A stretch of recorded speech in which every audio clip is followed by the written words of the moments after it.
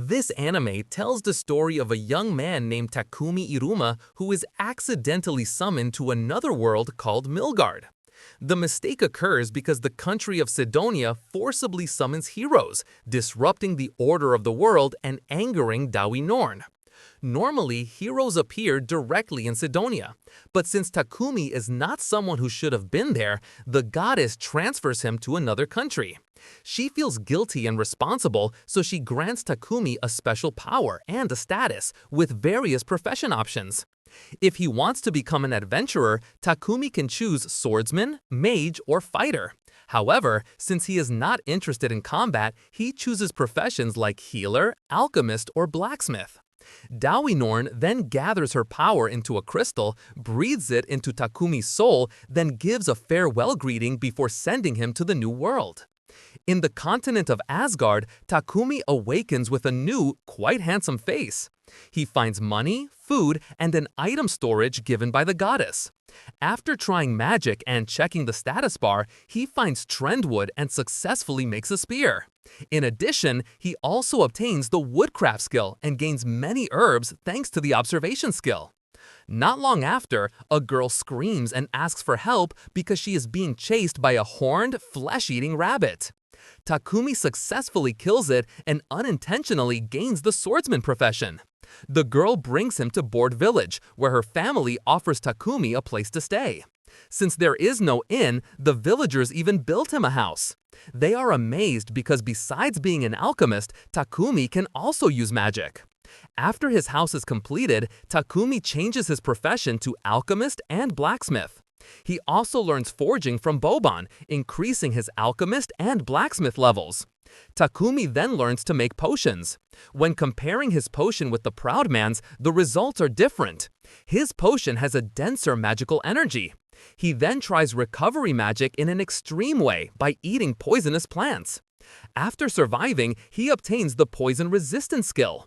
However, a giant wild boar suddenly attacks him, destroying his weapon and rendering his magic useless.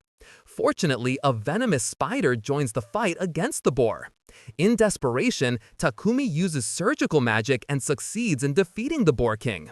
As thanks, he heals the spider that helped him. Takumi is initially reluctant to keep the creature, but its gentle gaze softens him. He names it Kade. The reason is that the pattern on its back resembles a maple leaf. Kade recovers completely and becomes loyal to him. The villagers are surprised when Takumi returns with the bodies of the wild boar and the giant spider on his back. But they welcome him with joy. His presence makes the village livelier, and even Dawi Norn herself praises Takumi's hard work. One day, Takumi wakes up from his sleep and finds himself wrapped in spider silk by Kade. It turns out Kade did it because she feels her master is too busy and rarely plays with her. Realizing this, Takumi decides to take a break to spend time with Kade. The spider becomes so happy that Martha, who sees it, misunderstands for a moment. She thinks Takumi is being eaten. After explaining, Martha calms down and even becomes interested in the quality of Kade's silk. She thinks the silk can be used as a source of income. However, when Kaede gets a job making more threads, she refuses Takumi's invitation to play, saying she is busy. Takumi then goes to see Boban to make protective gear. There, Banga arrives and hears about Takumi's plan to travel. He suggests that Takumi go to Bolton, a big city rich in materials and full of opportunities. Boban adds that next week Bolton's merchants will come so Takumi can travel with them. Takumi thanks the villagers who always support him. On his way home, Takumi meets Martha, who is about to throw away poisonous meat. She says that part is actually the most delicious, but it is hard to clean. Takumi offers to use purification magic.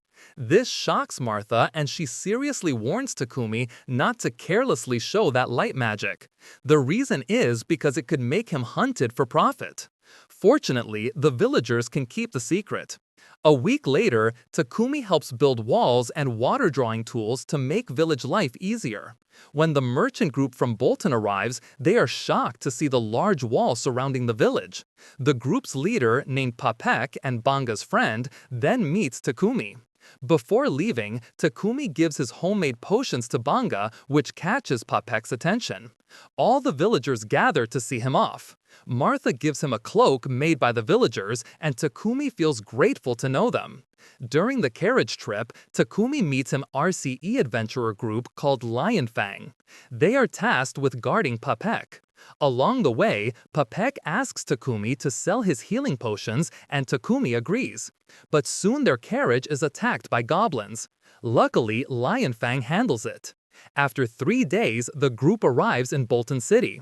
On Lion Fang's advice, Takumi registers with the Adventurer Guild as identification so he can freely enter and leave the city. Takumi then meets Papek to sell his potions. Since he has no place to live, Papek suggests renting a house owned by his company. It is a big, cheap house and even has a workshop.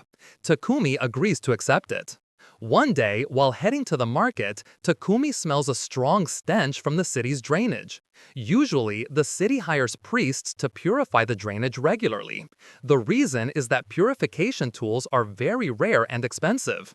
In his new house, Takumi creates a purification magic toilet that can reduce waste. Although it drains his mana, the invention surprises people because it means Takumi masters very rare light magic. Takumi asks for it to be kept secret, but Papek instead wants to order 100 units of the toilet. Since the work is impossible to do alone, he suggests Takumi get a trustworthy contract slave to keep the secret. He also warns that if Takumi's ability is exposed, the Holy Light Church in the Sidonia Empire will definitely exploit him. Although reluctant, Takumi has no other choice, especially since the Adventurer Guild just sent a mission letter. He follows Papek's advice. They go to the most famous slave company in Bolton, the Mulan Company. There, Takumi is amazed by the beautiful plants and even meets a beautiful elf. But the elf boldly drives him away. Takumi is then called into the office of the slave company owned by an adult woman named Mulan. Since Takumi seems uncomfortable with the slavery concept, Mulan explains that in the slave contract, there are rights that must be fulfilled: food, housing, and clothing. Both parties are forbidden to endanger each other's lives. Slaves cannot be forced to do things outside the contract and are forbidden to leak their master's secrets. After hearing the explanation, Mulan asks Takumi what he needs. He answers that he only focuses on his crafts, but lately he is overwhelmed by having to do missions and housework at the same time. He hopes there is someone who can protect him during missions and also handle house chores. Not long after, a girl named Maria is introduced. She was kidnapped by bandits when she was little and now has no family. Maria can read, write, calculate, and do housework. Takumi honestly explains how heavy the housework is.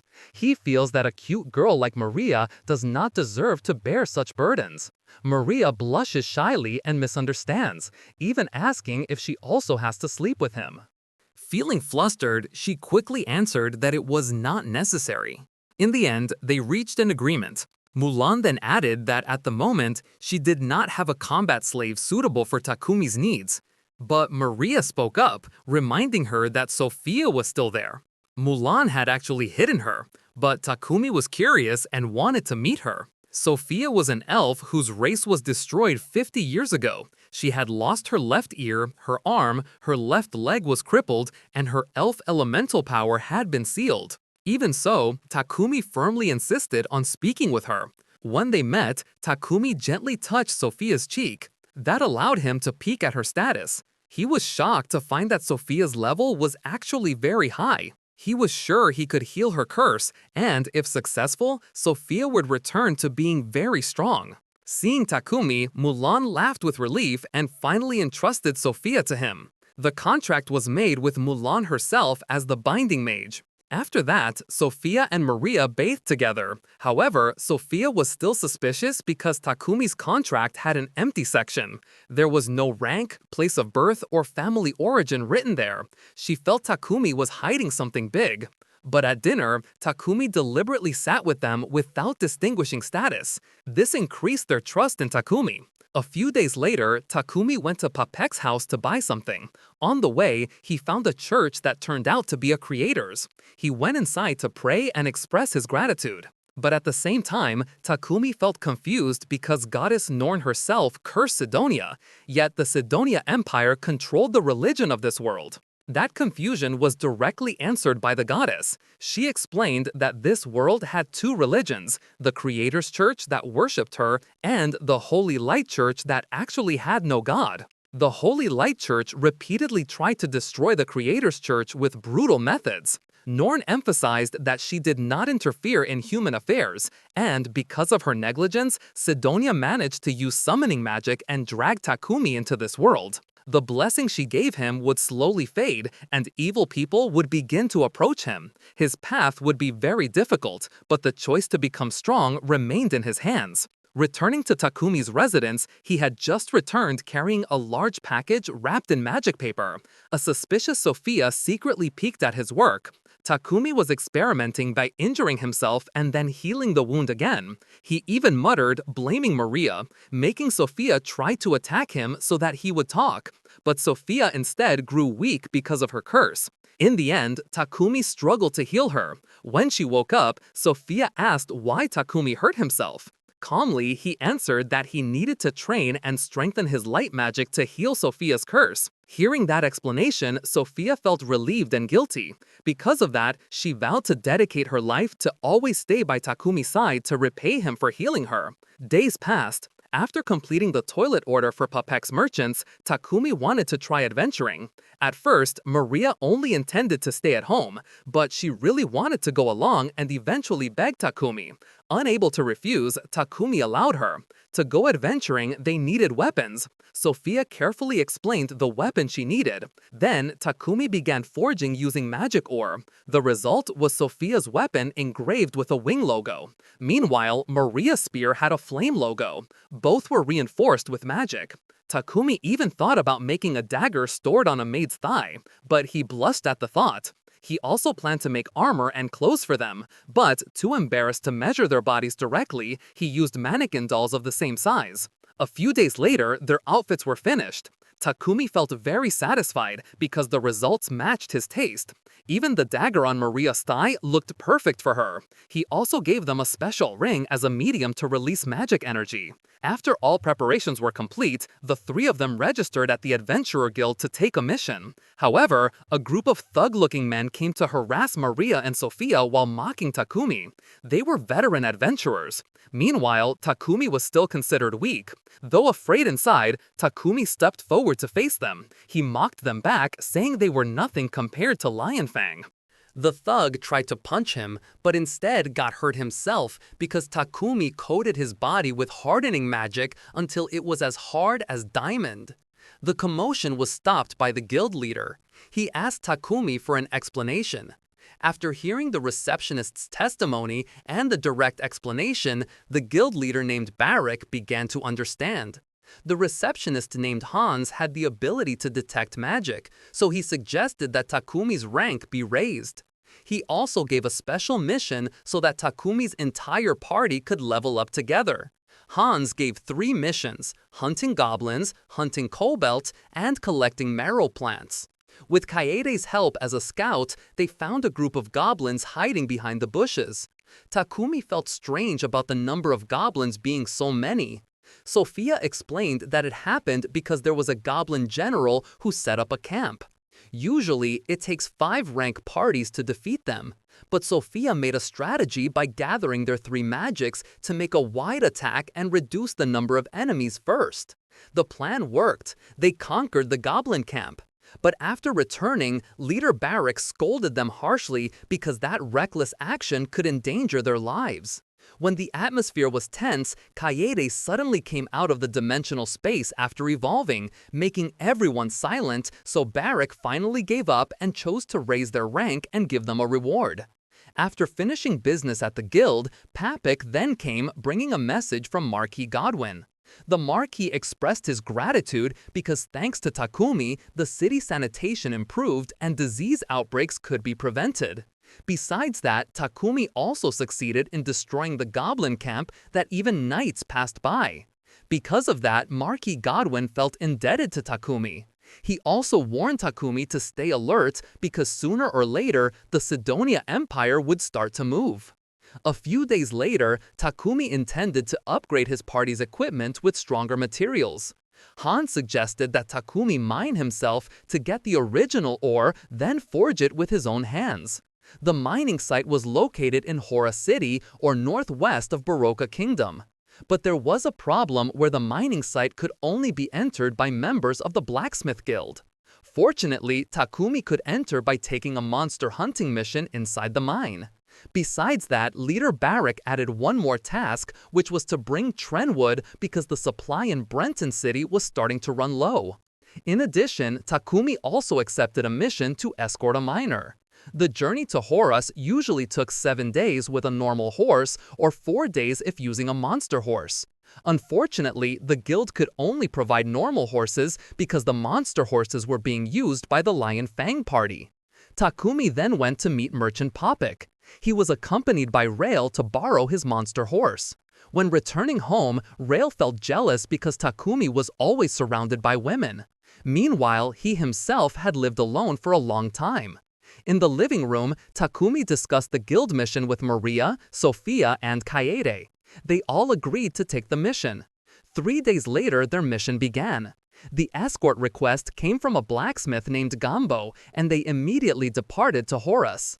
At the same time, the guild received a report from the Horus branch that the monsters in the Death Forest were becoming fiercer.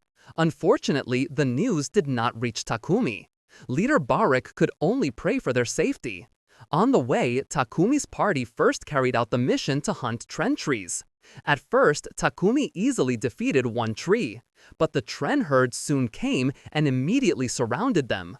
Sophia quickly arranged a strategy. She divided the roles so they could attack simultaneously. Takumi coated his sword with fire magic and then slashed the Tren core until it burned completely.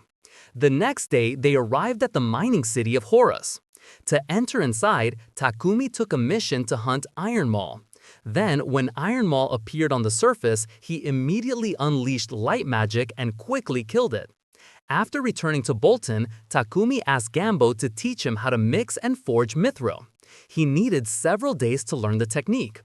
Finally, the new protective equipment was successfully made, complete with spears arranged with the elements of each party member. Rumors about the Barkula Kingdom having a purification magic tool to clean the drainage system finally reached Sidonia's ears. Representatives of the Holy Light Church came and demanded that the rights to the purification magic belong to them. They even asked for a patent on the purification magic circle used in the toilets. Because the king refused to hand it over, the representatives threatened to make the person who created the purification be handed to them. But the king firmly refused. He even did not mind if all Holy Light priests left his kingdom. This rejection news reached Takumi's ears through Popek. He also explained that besides the Holy Light, the Barkula Kingdom had another religion, the Creator Church, that worshipped goddess Norn. Meanwhile, the Holy Light worshipped the god Anat. Holy Light priests charged fees for the purification magic. Besides bringing that news, Popek also conveyed the king's message who wanted to meet Takumi. Although the king rejected the church's demands, he did not mean to be angry. He actually hoped Takumi would be willing to meet him. Before fulfilling the invitation, Takumi went to pray at the church. This time, goddess Norn truly manifested herself. She even demanded an offering of sweet food from Takumi. But before that, Takumi asked something. Was Anat really a goddess besides herself?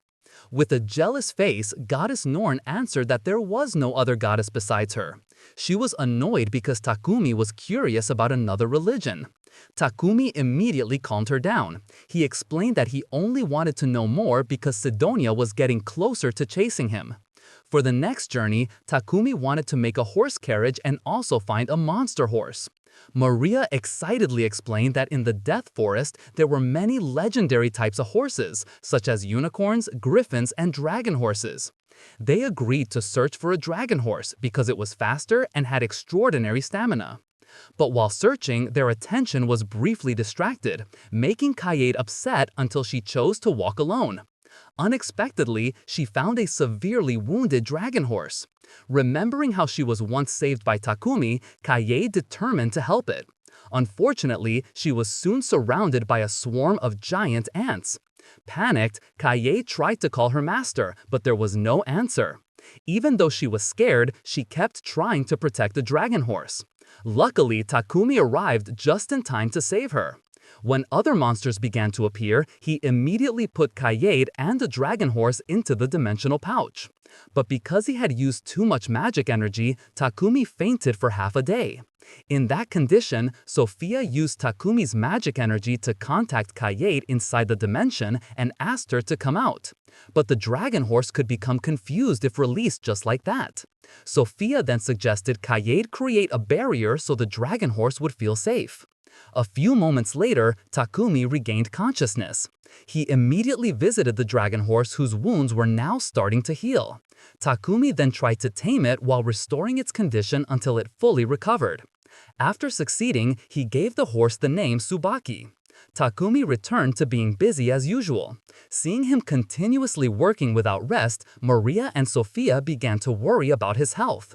Takumi even went straight to the guild in the morning to register Tsubaki. Meanwhile, Sophia had thought about finding an additional person who understood alchemy to help Takumi. Unfortunately, at Mulan's company, there were no suitable slaves at the moment. Takumi's carriage was finally completed. Everyone was surprised to see how spacious and luxurious the interior was. Takumi deliberately added space expansion magic so that even when moving at full speed, the shaking inside the carriage was barely felt. A week later, they departed for Balikatos, the capital of the Baruka Kingdom. As usual, Papek looked excited every time Takumi created something. Even Marquise Godwin was willing to pay a high price just to have that horse carriage. Upon arriving at the palace, Papek asked Takumi to make a similar carriage for him. For him, this was the fastest way to introduce Takumi's talent to the king. Takumi estimated it would take 5 days to complete another carriage. In addition, he also needed a fairly large area of land. Papek was willing to help by providing his place. Takumi then told Maria and Sophia that he would make the carriage on Palom Company's land.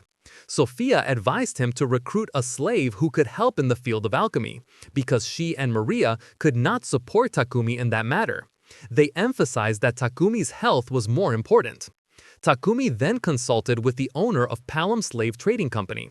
Meanwhile, outside, Maria and Sophia looked for Kaide, who was wandering around. During the search, Sophia heard a scream from the alley. There, she found a fox girl who was frightened by Kaide. Sophia immediately scolded Kaide, then helped the girl stand and calmed her down. At that moment, she also found the girl's book, which turned out to contain alchemy notes. Sophia was surprised to learn that this girl had the same interest as her master. Fate had brought the girl together with Takumi. Her name was Ria. Sophia looked happy to see their meeting. During the interview, Ria was initially insecure and afraid of being rejected like her previous experience. But upon hearing that Takumi really needed someone skilled in alchemy, she began to feel excited. Unfortunately, the bitter memories of being belittled made her turn gloomy again. Sophia then explained that Ria actually learned many kinds of magic, including alchemy, self-taught. To test Ria, Takumi gave her a simple alchemy circle sheet. Ria looked terrified of giving the wrong answer. In fact, she knew the answer, but she was hesitant. Finally, she answered while crying. Takumi smiled and reached out his hand to her. Ria was confused because the alchemy circle she knew was different from Takumi's. Takumi corrected her explanation. According to him, it was natural for each region to have various differences. Hearing that, Ria felt relieved. She could now support her family while being happy because she got good and friendly coworkers. Meanwhile, in the Sidonia Kingdom, the Baruka Kingdom had rejected the request for information about the purification magic 3 times. Because of that, the Empress intended to spread rumors that the Baruka Kingdom had insulted the Holy Light Church. That way, the Holy Light Army would surely move and attack. The day of the meeting with King Barkula finally arrived. The carriage made by Takumi had been prepared in the palace garden.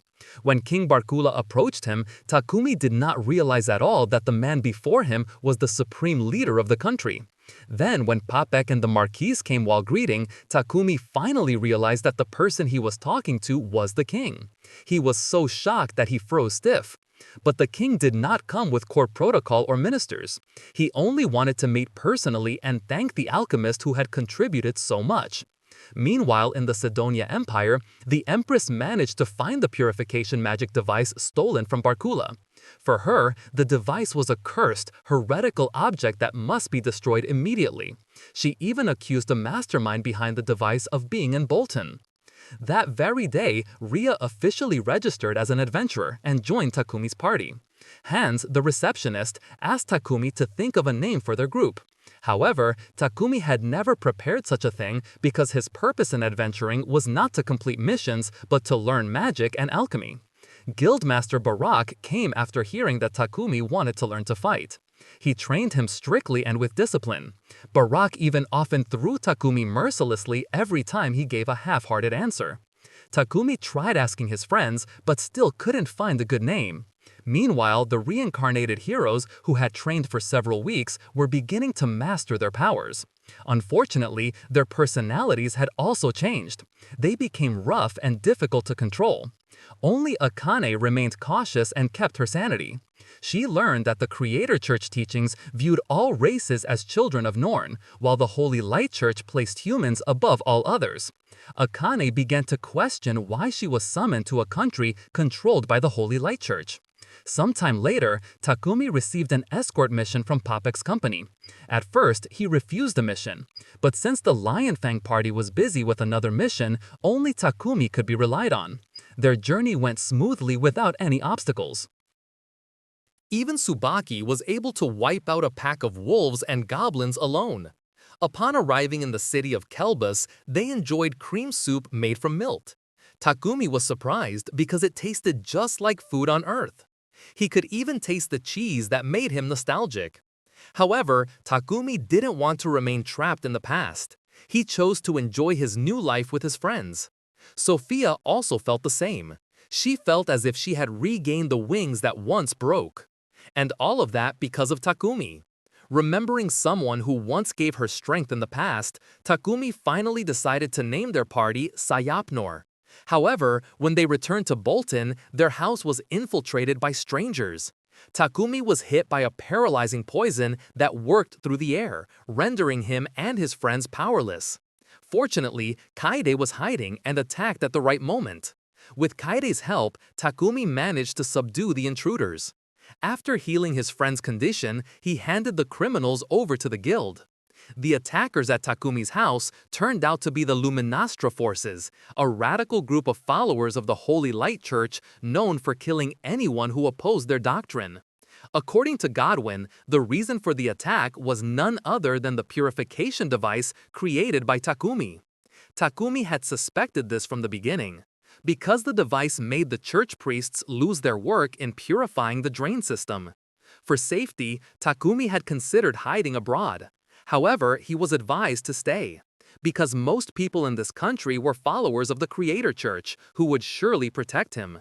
In addition, Sophia promised to protect him with all her life. When going to the Adventurers Guild, Takumi heard news that the rumor of the attack on his house had already spread widely. Now his head carried a very high bounty. Because of this, he was warned to be more careful. During dinner, Takumi discussed security issues with his friends. To prevent strangers from entering, he planned to make a magical barrier device that would be installed around the house. The next day, Takumi, Reipa, and Sophia worked together to create a magic pattern. After the pattern was formed, Takumi sprinkled magic powder to activate it. While everyone was busy, Kaide was playing with a small golem. Seeing this, Reipa thought that having a golem as an additional team member would be perfect. Unfortunately, Takumi could not yet create a golem because he still could not form its core. For now, he could only focus on installing the house barrier. In the Sidonia Empire, news spread that the Luminastra forces had been defeated. This made the palace assume that the Holy Light Church's plan had been exposed. Takumi himself began thinking of a way to create a golem to guard his house. But even after trying various magic crystals, he still failed to form a core. Then Kaide asked whether a golem could be tamed in the wild. That question made Takumi think, maybe it could be done. After discussing, they decided to go to a rocky land to try taming a golem. The usual way to defeat a golem was by destroying the magic crystal in its center. But Takumi refused to attack it. He chose to face the golem directly. Unexpectedly, Takumi could connect with it. It turned out the golem was a guardian of the ruins belonging to Goddess Nor, so it could recognize the blessing possessed by Takumi. He easily tamed the golem and named it Titan. Meanwhile, in the Sidonia Palace, a conflict broke out among the heroes. Akane clashed with Yamato and Akira because their behavior was becoming increasingly inappropriate. On the other hand, Takumi wanted to modify Titan's body according to his needs. But before that, he felt there was something important he had to do, which was to release the contracts of his slaves, because it was too dangerous for them to stay by his side. However, Maria, Sophia, and the others strongly rejected this decision. They did not want to part with Takumi. Even Maria challenged him to a fight if he insisted. Realizing their feelings, Takumi finally apologized and canceled his intention at the castle. Godwin received a report that more than 1,000 residents had been displaced from the village due to the actions of a noble. Godwin emphasized that they could not ignore the people who had lost their homes. As a solution, he designated an uninhabited area as a place for refugees, even though the region was full of monsters. Meanwhile, Takumi and his slaves decided to challenge a dungeon. They chose an A-rank dungeon known as the King of the Monster Forest. It was the second most difficult dungeon after the legendary dungeon. The monsters inside were far more numerous and stronger than those outside. Although the forest was dense, Kaide was able to detect enemies and help his comrades in battle. Thanks to Titan, who could withstand every attack, they were also able to defeat the boss on each floor in a short time. After an entire day exploring the dungeon, they finally arrived at the last floor. But before reaching the boss, they were caught in a trap of a giant boulder rolling toward them. After escaping, they arrived at a large room where a giant monster suspected to be the final boss appeared. Takumi immediately set up a strategy. Kaide and Titan restrained its tail movements. Sophia attacked with a spear. Meanwhile, Takumi and the others launched a combined magic attack. The fierce battle ended with their victory. Not long after returning, Takumi received an invitation from Godwin to come to the castle. There, Godwin asked for his help to build a village in the Tabar inhabitants area. Even though Takumi knew the place was full of monsters, he was interested in helping because there were adamantium and mithril mines untouched. With the help of his slaves, Takumi began building the village. They started from building roads, a moat fortress, houses, and a castle for the administrative center. Soon after, the refugees were relocated to the new village. At first, they were desperate because they had to live in a former monster nest. But when they saw the village was already surrounded by a solid fortress, they felt relieved and grateful. Among the refugees was a woman named Mani. Takumi offered her a job to help with daily life in the village. But Mani, still traumatized by the previous noble's treatment, did not trust Takumi and rejected the offer. She even decided to leave the village. As she went out, suddenly a group of monsters attacked the village. Takumi immediately acted. He faced the horde outside the gate. Mani was almost devoured by a wolf, but Takumi came at the right time and saved her. Meanwhile, his friends had already exterminated all the other monsters around the village. Being saved by Takumi melted Mani's heart. She realized that Takumi was very different from the nobles who had oppressed them. With deep regret, Mani apologized and finally accepted Takumi's offer to become his maid. Not long after, the news of the new fortified town's establishment spread to neighboring kingdoms. The news made them uneasy, as if they were being watched by a new rising power. Dain Nor looked at the magic circle showing the heroes in Sidonia. In just 3 months, they had reached power equal to A-rank adventurers, but their faces did not reflect a hero at all. Meanwhile, Akane could only play along with their scenario with a heavy heart. Meanwhile, the village founded by Takumi was officially named Widgeford by the mayor. The villagers worked together to build houses and farm. Meanwhile, Takumi's party wiped out monsters outside the wall. One day, Kaide found a type of monster he had never seen before. Sophia concluded that monster appearances had recently increased. most likely due to the distortion of magic energy that occurred 3 months ago. Takumi suspected it was related to the hero summoning magic. Sure enough, Sidonia had announced their heroes. Takumi knew the dark truth behind that summoning magic was a forbidden spell. Even so, he could only pray that Sidonia truly intended to rebuild its nation. The heroes of Sidonia then began their journey. But behind that, the Empress prayed to the statue of Anut, which emitted negative energy. On the other hand, Takumi heard news about the heroes and began to suspect that they might also be from Japan. He then took on a mission to escort Papek's company again. On the journey to Balikatos, the true nature of the heroes began to appear. Akira and Yamato behaved very arrogantly. They even openly desired elf slaves to satisfy their lust. Akane, in her heart, felt disgusted and could only hope that behind Katos she might find a way out. Upon arriving at the Adventurers Guild, they made trouble with anyone who dared to block their path. When they saw Sophia and Mani, Akira arrogantly asked Takumi to sell them to him. Takumi flatly refused. Even Sophia and Mani clearly refused to go along, even though they knew Akira and Yamato were heroes. Angry, the two attacked Takumi but were easily defeated because they underestimated him. The adventurers who witnessed the incident sided with Takumi, making the hero party viewed even worse. They then left while threatening Takumi for being considered to oppose the Holy Church. Before leaving, Akane apologized to Takumi and immediately introduced herself. From their conversation, Akane realized that Takumi was also from Japan. However, Takumi chose to keep his mouth shut and told her the place he was staying if Akane wanted to come. That night, Akane secretly went to meet Takumi. There, she asked if Takumi was also a reincarnated Japanese person.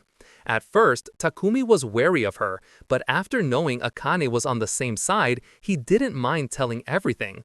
Takumi's party was confused for a moment, but Takumi explained that his presence in this world was the result of Sidonia's forbidden hero summoning magic mistake. Akane then revealed that at first, Akira and Yamato were not evil. Slowly, their behavior changed after consuming the food provided by Sidonia. She herself survived that influence because she always used purification magic on her food and drink. Meanwhile, Akira and Yamato never trained light magic, so their minds were easily brainwashed. Akane then begged Takumi to save her and Lulu. Takumi finally agreed to take them to Bolton. Upon arrival at the destination, Takumi removed the slave contracts on his party members. At first, they opposed it, but Takumi explained that he already considered them as family and wanted them to accompany him as true comrades. After being assured that Takumi would not abandon them, they all agreed to release the slave status. That night, when Takumi had just finished forging swords for himself and Sophia, the Adventurers Guild suddenly summoned all adventurers rank B and above for an emergency mission to Witchford. Takumi heard news that a horde of monsters attacked Witchford. Unfortunately, only 3 adventurer parties were available, namely Lionfang, Wing of Norn, and Crimson Mawa, because other parties were on missions elsewhere. Outside the fortress, the situation was chaotic. There appeared a winged monster they had never seen before. The adventurers immediately took their positions, formed formations, then launched coordinated attacks to hold back the monster horde. Soldiers raised the gate so they could enter. After the situation was under control, the frightened citizens immediately surrounded Takumi with relief. But when the battle turned in the adventurers' favor, the monster horde suddenly retreated simultaneously. They moved as if someone was controlling them. Takumi suspected this phenomenon was related to the magical distortion caused by Sidonia's hero summoning, which might trigger monster evolution. Meanwhile, in Sidonia, the Empress's father smiled with satisfaction hearing the monster attack news. He even hoped the next monster wave would attack Barkula. In Witchford, the situation became tense again. Kaide reported that monsters from the forest were approaching, so the adventurers immediately united and had to fight again. The battle went fiercely until finally the monsters retreated again. But from the forest appeared a giant dragon that devoured the monster horde and then evolved. The monster attacked Sophia, who was far at the front line. Takumi managed to save her just in time. Maria and the other party members immediately stepped forward to help. Takumi then summoned lightning magic and combined it with Sophia's tornado. In a critical situation, Sophia handed her precious sword to Takumi. With that weapon, Takumi succeeded in slashing the dragon's wings and poured all his magic power into the Tsukuyomi sword. After the battle ended, Takumi immediately treated Sophia. He was furious because Sophia recklessly sacrificed herself, even though her life was very precious to him. But because he consumed too much magic energy, Takumi eventually fainted. Elsewhere, the Samandor kingdom fell into chaos. This was caused by two Sidonia heroes who massacred civilians mercilessly. Upon returning to Bolton, Takumi invited Sophia to talk. He apologized for scolding her, but also emphasized that he didn't want Sophia to sacrifice her life. He only wanted Sophia to live by his side as a comrade who trusted and protected each other. The next day, Takumi met Marcus Godwin to ask permission for Akane and Lulu to live with him. The Marquis, of course, agreed. However, he also gave news regarding the cruelty of Sidonia's heroes who massacred Samandor's people.